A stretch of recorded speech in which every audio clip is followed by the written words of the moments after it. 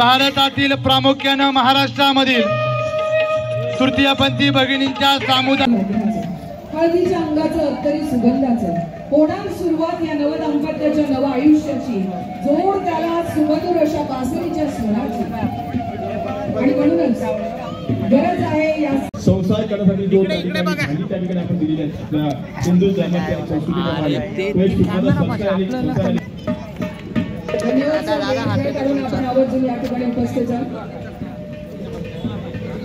माजी नगर सदस्य सन्माननीय प्रशांतजी शेखरच या ठिकाणी तू जरा कारुण्य सिंधू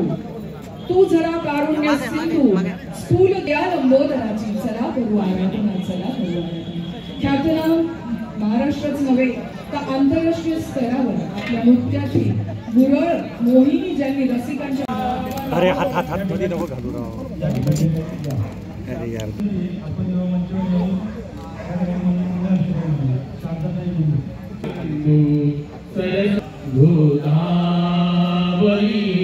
नर्मदा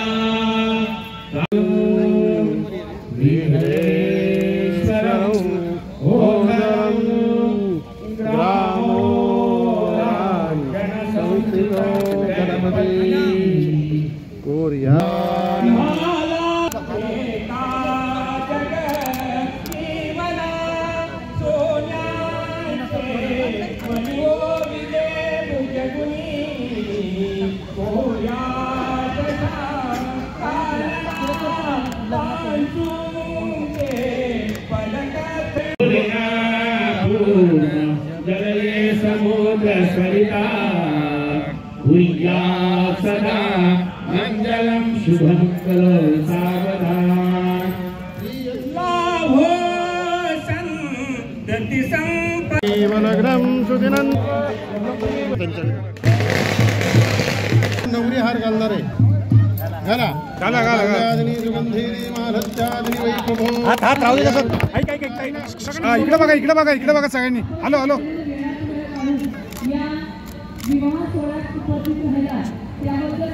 कॅमेरा मोबाईल अरे 2 मिनिटं घे ना समोर बघा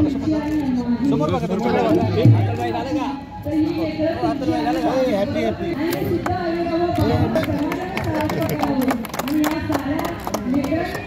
हात लावा थोडंसं एकमेकांच्या थोडंसं पाठीवर सगळं गॅप ठेवा गॅप इकडे बघा इकडे कॅमेराकडे पहा आई हॅलो शेवट समोर बघा समोर इकडे कॅमेराकडे बघा कॅमेराकडे थँक्यू नवरदेव तांदूळ घ्या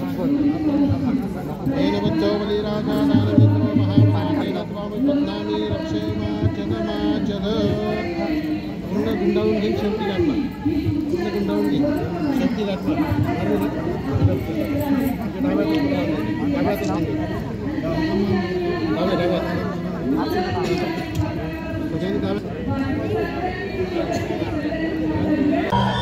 नमस्कार नवमहाराष्ट्र नेटवर्कमध्ये आपलं सर्वांचं पुन्हा एकदा स्वागत आहे। आज आपण पाहतोय सध्या या पिंपरी चिंचवड शहरामध्ये असा एक आगळा वेगळा विवाह सोहळा संपन्न झालेला सध्या पाहायला मिळून येतोय। महाराष्ट्रभरातच नव्हे तर असा हा विवाह सोहळा कधीच भूतोना भविष्यात कधी झाला नाही असा या ठिकाणी जो विवाह सोहळा या ठिकाणी पार पडलेला सध्या पाहायला मिळून येतोय। हा विवाह सोहळा असाच एक आगळा वेगळा आहे की त्या विवाह सोहळा जो आहे तो तृतीयपंथींचा विवाह सोहळा या ठिकाणी पार पडलेला सध्या पाहायला मिळून येते। खरं तर पाहायला गेलं तर ज्या संस्कृतीमध्ये धार्मिक संस्कृतीमध्ये हिंदूच्या संस्कृतीमध्ये जशा प्रकारे जो विवाह सोहळा पार पडला जातो सकाळी साखरपुडा जो आहे तो या ठिकाणी मोठ्या उत्साहात पार पडला। त्या ठिकाणी सुपारी देखील फोडली जाते ती देखील या ठिकाणी जो कार्यक्रम आहे मोठ्या उत्साहात पार पडला। सकाळपासूनच यांची तृतीयपंथींची लगबग सुरू होती। आपला आज विवाह सोहळा आहे कारण आज तृतीयपंथीला देखील त्याला देखील अशी अपेक्षा नव्हती की आज मी सध्या घोड्यावरती बसेल, आज मी नवरी होईल आणि माझा देखील आज विवाह सोहळा होईल असं देखील कुठल्याही तृतीयपंथीला वाटलं नव्हतं।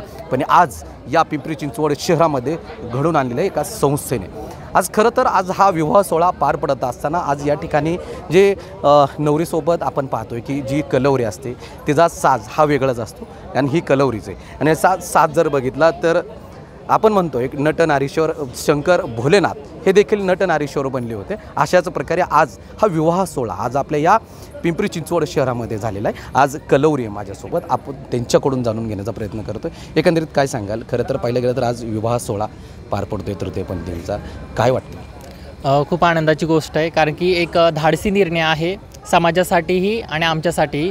कारण की समाजाने जी बंधनं घातली होती त्यांना झुगारून आणि समाजाने जे नियम बनवले होते त्याला झुगारून ऐतिहासिक असं काहीतरी घडत आहे. आणि या ऐतिहासिक क्षणामध्ये खूप मोठे व्यक्तीही सामील झालेले आहेत आणि गोरगरीब जो कष्टकरी आहे तोही सामील झालेला आहे. आणि त्याच प्रकारे ज्यांना वंचित मानले जायचे असे तृतीयपंथीही सामील झालेले आहेत.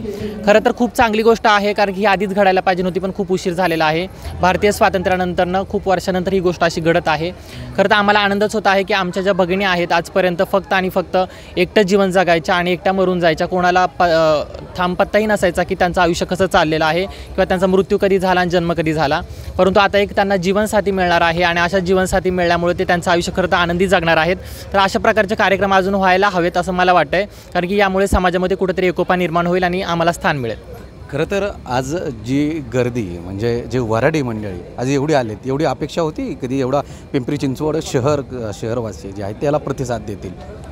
नाही वाटलं, कारण की ज्यावेळी रोजचं आमचं आयुष्य असतं त्यामध्ये आम्ही लोकांशी मिळतो, पण लोक आमच्याशी एवढे सामील होत नाहीत किंवा बोलायला मागत नाहीत, कारण त्यांना असं वाटतं की यांच्याशी आम्ही बोललो तर लोक काय म्हणतील.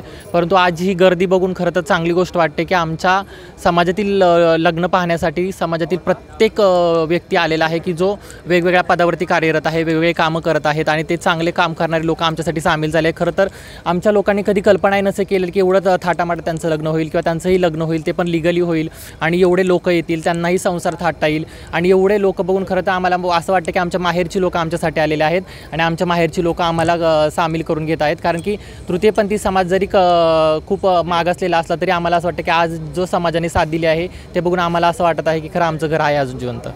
खरं तर हा विवाह सोहळ्यामध्ये आपण पाहिलं सगळे जण सहभागी झाले होते. वरातीमध्ये तुम्ही सगळ्यांनी आनंद घेतलाच आहे. खरं तर असा आनंद मला वाटत नाही की असा कोणी घेऊ शकेल. असा आनंद मन मोकळेपणाने तुम्ही त्या वरातीमध्ये आनंद घेतलेला आहे. जे नवरदेव झाले आहेत त्यांची देखील वरात काढलेली आहे. ज्या नवरी आहेत त्यांना देखील अशा ज्या हिंदू संस्कृतीमध्ये जसा विवाह सोहळा जो पार पडला जातो त्या पद्धतीनं विवाह सोहळा पार पडलेला आहे. एकंदरीत सगळे या परिस्थितीकडे पाहता सध्या जे जीवन आहे तुमचं त्या जीवनावरती देखील सध्या आपण पाहिलं की जे सिग्नलला जशा प्रकारे तुम्ही थांबला जातात किंवा लोकांचा बघण्याचा तो दृष्टिकोन वेगळा असतो तुमच्याकडे. आज सध्या एकटं जीवन तुम्हाला जगावं लागतं. आज कोणीतरी जीवनात येऊन आपल्याला एक जोडीदार मिळला जातो. पोटच्या आईबापांनी देखील लेकराला ज्यावेळेस तृतीयपंथी आहे त्यावेळेस जाणवलं गेलं त्यावेळेससुद्धा त्याला घराबाहेर हाकलून दिलं. अशा काही घटना घडलेल्या आहेत आम्ही सोशल मीडियाच्या माध्यमातून देखील बघतो. अशा परिस्थितीमध्ये अशा या विवाह सोहळ्यामध्ये देखील आता हे जोडपं एकंदरीतच सध्या आता हे विवाह बंधनात गाठ बांधते. काय वाटतं ह्यांच्या आता तुम्ही देखील तृतीयपंथी आहात, एकंदरीत त्यांच्या भावना काय आहेत? तुम्ही आधीच सगळं विचारलं, त्याच्यामध्ये सगळं आलं आहे की समाज आम्हाला खूप वेगळ्या दृष्टिकोनातून बघतो. सिग्नलवर मागणारे आम्ही दिसतो, रात्रीच्या अंधारात कुठेतरी काळोखात आम्ही थांबलेले दिसतो. परंतु मला असं वाटतं की तेवढ्यापुरती लिमिटेड ठेवण्याचं कारण एवढं आहे की लोक आम्हाला जॉब देत नाही. ते आमचं शिक्षण असूनही आम्हाला कोणी जॉब देत नाही किंवा आम्हाला एज्युकेशनमध्ये सुद्धा भरपूर म्हणजे आम्ही जर साडी घालून शिक्षण घ्यायला जरी गेलो तरी लोकांचे टॉन्ट किंवा ते आम्हाला एक्सेप्ट करत नाही की तुम्ही साडीवर शिकू शकत नाही. जेमतेम आम्हाला शिक्षणापासून वंचित राहावं लागलं, कामापासून वंचित राहावं लागलं. त्यामुळे आमची लोकं कुठे ना कुठे समाज मान्यत बलात्कार आमच्यावरती रोज होत राहतो की जो समाजाने मान्य केलेला आहे आणि त्याच्यासाठी आम्ही जाबही मागू शकत नाही आणि कोणाला विचारू शकत नाही. आणि एवढं सगळं झाल्यानंतर आम्हालाच प्रश्न विचारले जातात की तुम्ही चुकीचं करता की तुम्ही चुकीचं वागता. तर मला असं वाटतं की तुम्ही जर आम्हाला जॉब दिले, आमच्यातही काम करण्याची धमक आहे. आज PCMCमध्ये आमचे काही लोक काम करत आहेत, PMCमध्ये आमचे लोक काम करत आहेत. का काम करत आहेत? कारण त्या जर आमच्या लोकांना कामच नसतं करायचं तर त्या जागा रिकाम्या असतात. आज त्या जागा भरलेल्या आहेत आणि अजूनही आमचे लोक कामाला उत्सुक आहेत. याचा अर्थ आम्हाला सुद्धा काम करायची इच्छा आहे. कोणाला कष्टाची भाकरी नको आहे, सगळ्यांनाच कष्टाची भाकरी हवे. पण मला असं वाटतं समाजाने साथ दिल्यानंतर आमच्यातले पण कलागुण आमच्या कुशल आम्हाला दाखवता येतील आणि समाजाने जे आमच्यावरती टॅबू केलेला केलेला आहे की तुम्ही या गोष्टी करता त्या कुठेतरी दूर होतील आणि नंतर ना आम्ही समाजात एकोप्याने राहू आणि एकजुटीने राहू. आणि आज ही जी घटना घडलेली आहे, खरं तर हिंदू परंपरेमध्ये आपण राहतो किंवा बौद्ध परंपरा असू दे, सगळ्या परंपरेमध्ये किन्नरांना तुम्ही मान देता, सन्मान देता, त्यांची दुआ मागता तुम्ही, परंतु त्यांची दुआ देताना त्यांच्या आयुष्यात त्यांना कोणाची दुआ मिळत नाही खरं तर. आणि आज अशा प्रकारचा जो विवाह होत आहे त्यामुळे खरं तर आमच्यावरती एक आशीर्वादच तुम्ही केलेला आहे की तुमच्या समाजाने आशीर्वाद केलेला आहे की यामुळे आम्ही आमचं आयुष्य खूप आनंदाने जगू शकतो आणि एक आम्हाला साथीदार मिळेल की जो आमच्या आजारपणात आमची काळजी घेईल, आमच्या उतरत्या काळात आमची काळजी घेईल आणि त्याच्यासोबत आम्ही आनंदाने जगू. खरं तर हा विवाह सोहळा संपन्न झाला आहे. खूप मोठ्या चांगल्या दिमाख्यात बँड बाजा लावून पूर्ण जो हिंदू संस्कृतीमध्ये जसा विवाह सोहळा पार पडतो तो पार पडलेला आहे. खरं तर सगळे या विवाह सोहळ्यामध्ये एकंदरीतच सगळे जे प्रमुख पाहुणे होते त्यांनी देखील या हातभार लावलेला आहे. खरं तर समाज पुढे येतो आहे, समाजातले काही लोक पुढे येत आहेत, हातभार लावत आहेत. आपण देखील पुढे गेलं पाहिजे आणि तुम्ही देखील समाज एक घटक आहात याच्यातले, त्याच्यामुळं तुमच्याकडे देखील वेगळ्या नजरेने बघितलं नाही पाहिजे आणि तो जर दृष्टिकोन जर बदलला तर नक्कीच समाज सुधरेल. तुम्हाला काय वाटते?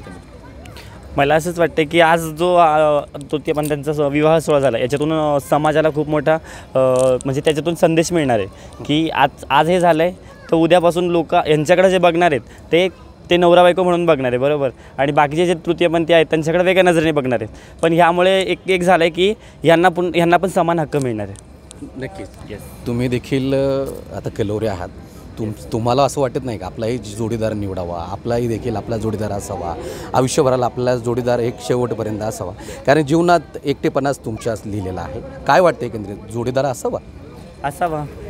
कधी मग विचार करू.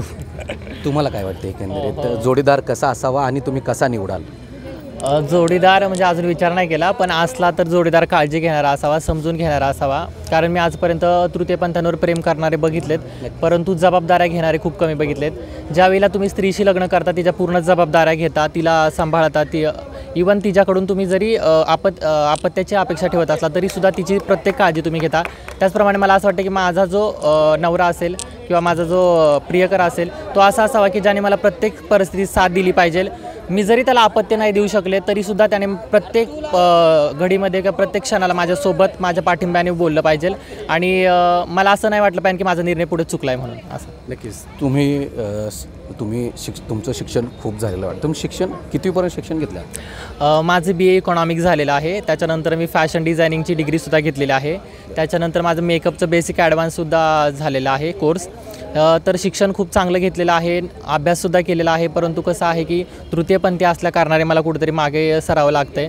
कारण की शिक्षण असूनसुद्धा एक लिंग आहे की ज्या लिंगामुळे लोक नाकारत आहेत.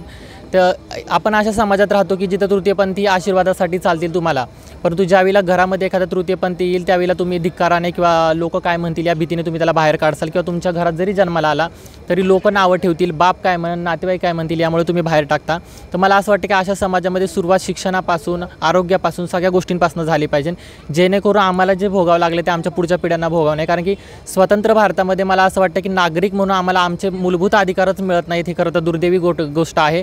कारण की आपण स्वतंत्र भारतामध्ये DR बाबासाहेब आंबेडकरांच्या संविधानाखाली आपण राहतो, परंतु अधिकार फक्त आम्हाला वाटतं घटनेत नसावेत तर ते वास्तवात यावेत आणि आम्हाला पूर्ण अधिकार मिळावेत. नक्कीच.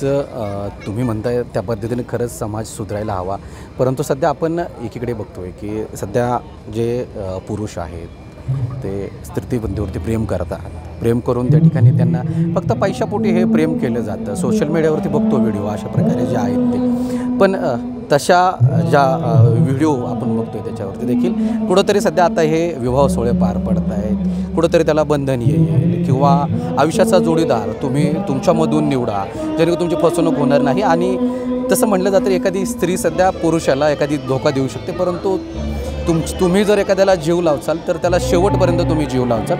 अशा प्रकारे या ठिकाणी सध्या काय सांगा? चांगलं विचारलं आहे. कारण की मला असं वाटतं तृतीयपंथी पुरुषाला जीव घालावता त्याच्यामागचं कारण एवढे लहानपणापासूनच घरातून बाहेर निघालेली जी व्यक्ती आहे, जिला आयुष्यात खरं दुःख बघावं लागलं आहे, ती व्यक्ती शोधत असते की आपल्याला कोणीतरी असं सपोर्ट करणारा भेटावा. आणि अशा वेळेला तिच्या आयुष्यात जर एखादा पुरुष आला तर ती समजते की मला जग मिळालं आहे आणि ती आनंद शोधायला लागते, त्यामुळे ती त्याला भाळून जाते. परंतु काही काळानंतर पुरुषाला जेव्हा घरच्यांचा दबाव येतो किंवा पुरुषाला कळतं की मी पुरुष आहे आणि माझं स्त्रीसोबत संबंध होणं हेच नैसर्गिक आहे असं त्यांनी ठरवलेलं आहे. नैसर्गिक अनैसर्गिक असं काही नसतं, कारण निसर्गाने दिलेलं गोष्ट आहे. त्यावेळेला तो पुरुष तिला एकट्या अर्ध्या रस्त्यात सोडून जातो, त्यावेळेला ती आत्महत्या करते, काहीतरी करते. आता अलीकडे साताऱ्यामध्ये घडलेली घटना अशी की त्या तृतीयपंथींनी त्याचं स्त्रीसोबत सुद्धा लग्न लावून दिलं, परंतु नंतर ती म्हटली की तुम्हाला का भेटत नाही काय म्हणून, तर त्यांनी त्याच्या मित्रांसोबत मिळून तिच्यावर बलात्कार करून त्याच्या मित्रांसोबत तिला पायाला बांधून तिला विहिरीमध्ये टाकले. तर मला असं वाटतं तो जर तिच्यावर खरं 1% जरी प्रेम करत असताना त्यांनी ही गोष्ट केली नसती. आणि अशा लग्नांमुळे एक गोष्ट होणार आहे की त्या पुरुषांवर बंधन लागणार आहे की बाबा, आणि मला तृतीयपंथांना सांगणं एवढंच आहे की बाबा लग्न करताना लिगली करा, कोर्टात करा, जेणेकरून तुम्हाला उद्या दुःख होणार नाही आणि तुम्हाला कायद्याकडे तुमचा न्याय मागता येईल. नक्कीच आपण पाहिलं सकाळपासूनच या तृतीयपंथींचा जो विवाह सोहळा जो आहे तो या ठिकाणी पार पडलेला आपल्याला पाहायला मिळून येतो. एकंदरीतच या ठिकाणी सध्या नवरदेवांची वरात निघाली, घोड्यावरून त्यांची या ठिकाणी स्वारी निघाली. तशाच मंडपामध्ये नवरा नवरीनं या ठिकाणी बसवण्यात आलं. ब्राह्मणांकडून या ठिकाणी विधिवत पूजा करून त्या ठिकाणी तो विवाह सोहळा या ठिकाणी मोठ्या दिमाख्यात या ठिकाणी संपन्न झालेला सध्या पाहायला मिळून येतं. त्यामुळे अशा या तृतीयपंथी विवाह सोहळ्याची महाराष्ट्रभरातच या ठिकाणी सध्या आत्ता चर्चा होताना आपल्याला पाहायला मिळते. अशाच नवीन अपडेट जाणून घेण्यासाठी नवमहाराष्ट्र नेटवर्कला अपडेट राहा. नवमहाराष्ट्र नेटवर्कसाठी विकास चौधरी, पिंपरी चिंचवड.